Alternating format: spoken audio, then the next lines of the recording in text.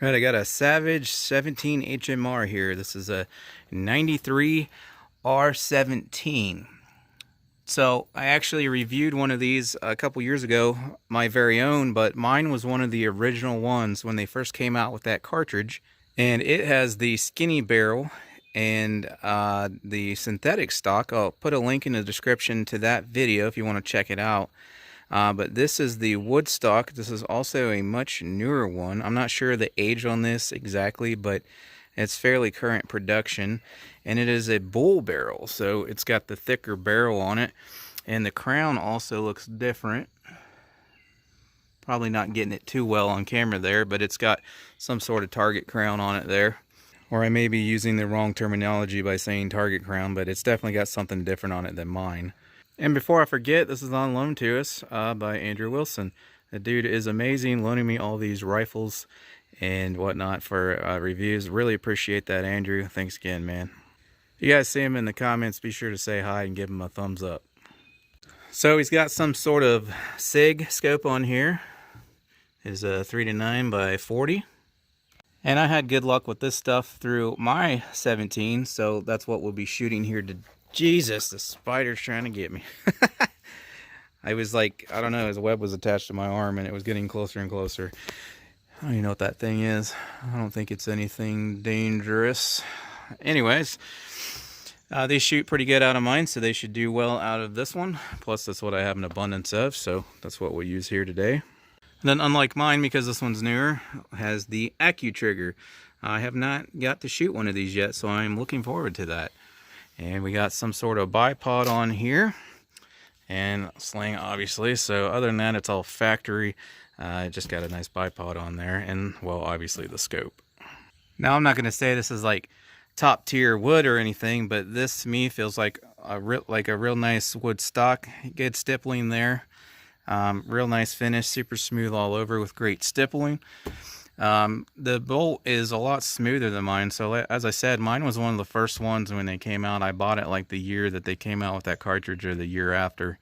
I noticed that this one's a lot tighter and seems better built than mine. Mine's always been kind of floppy with the bolt and the way the magazine fits. It's got a lot of slop and play to it. This definitely feels like an improvement.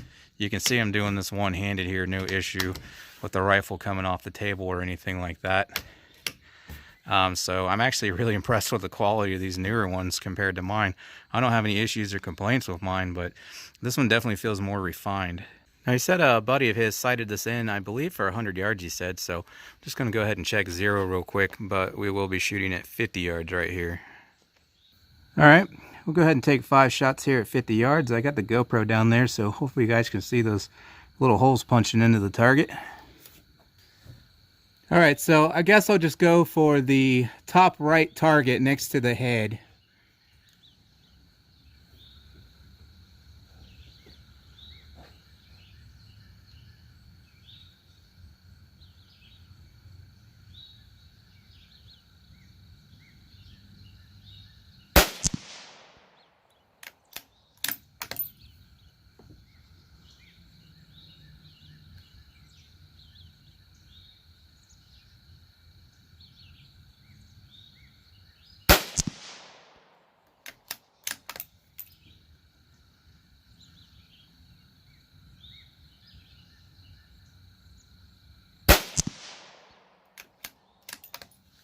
That one was 100% me. I knew as soon as I pulled the trigger, I pulled it to the right.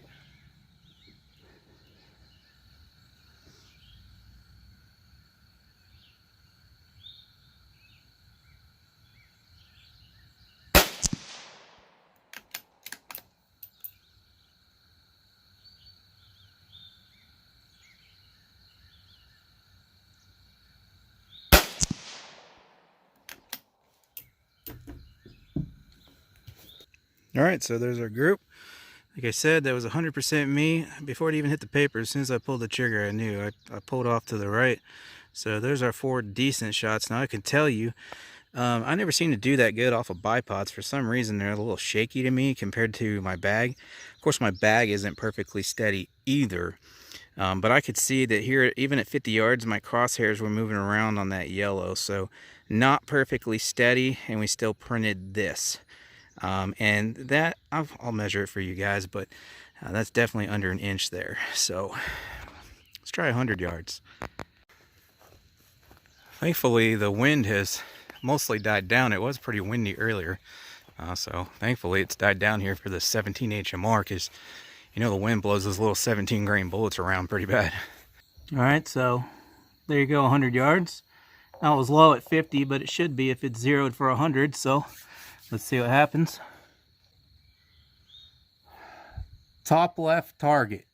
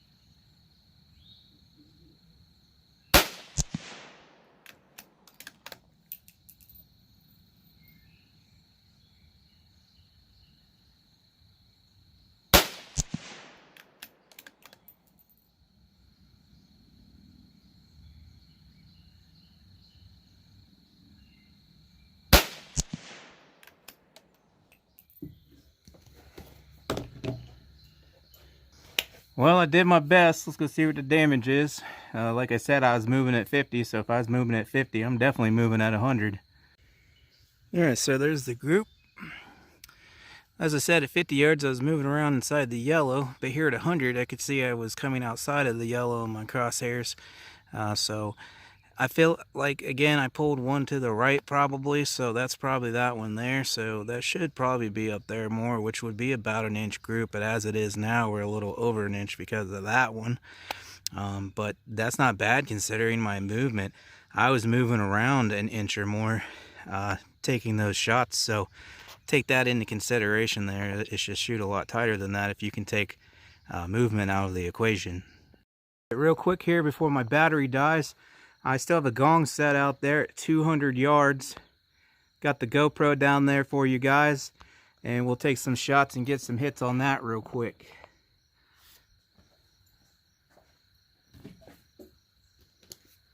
Just going to aim at the top of it, the very top edge.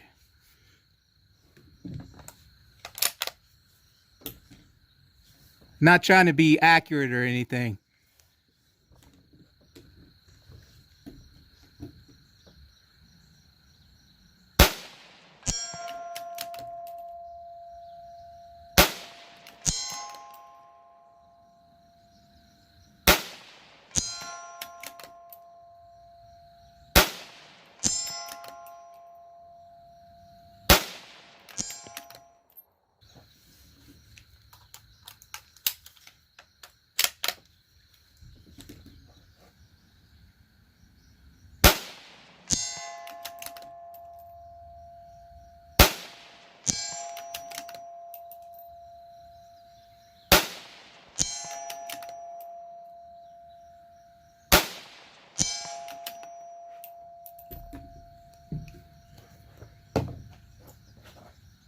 So I didn't realize it until editing this video when I reviewed the footage. You guys probably just saw it there on the GoPro.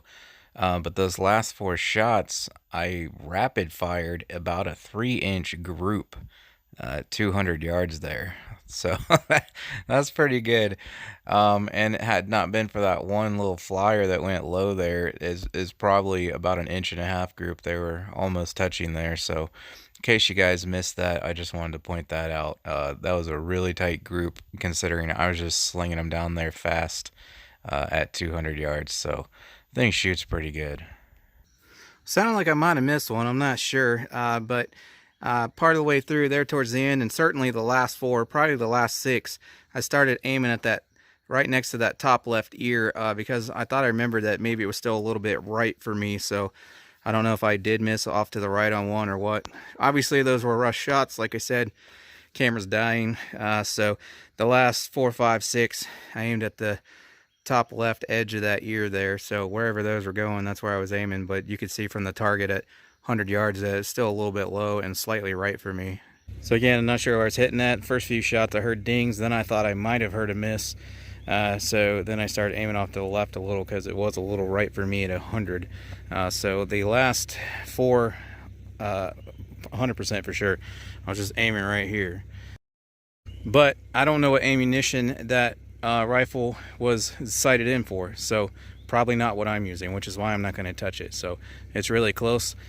So, you know, if you switch to a 20 grain or something like that, or even a different brand, the point of impact might change. So it was probably zeroed for a different brand of ammunition or weight or something. So I'm not going to mess with it because it's not my rifle. And that concludes this review. Absolutely love these little Savage rifles. They're extremely accurate in 17 HMR. Thanks again to Andrew for loaning this to me. If you guys want to get any products you've seen in the videos, link in the descriptions. If you want to see 17 HMR and 22 WMR and 22 LR gel test, check out the rimfire playlist on the channel. Also, don't forget, link in the description if you want to see the other 17 HMR I reviewed, as I mentioned. But you should check out the 22 and rimfire playlist. Got a whole bunch of rimfire stuff in there. Appreciate you watching as always, and I'll catch you on the next one. Till then.